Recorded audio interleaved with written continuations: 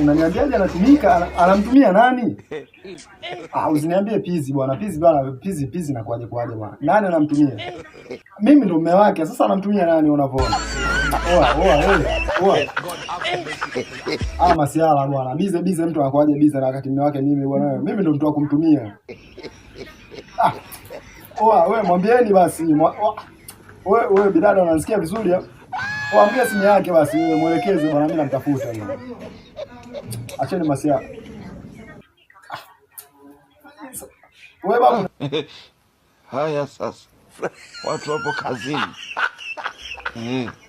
Hizo dharau hizo sasa. Hizo dharau. Yaani hizo dharau kabisa. Hizo dharau. Anamtumia nani wakati mimi ndo namtafuta, mimi ndo mume wake? Wewe bidada, talijana siku unajua mimi nakuharibia siku unajua, usilete dharau. Mwambie wewe asirudi hapa. Yaani hapa asirudi. Wewe anatumikaje na watu wengine wakati mume wake mimi kwa. Wewe mwambie asirudi. Asirudi kwanza, asiletee masiala hayo kabisa.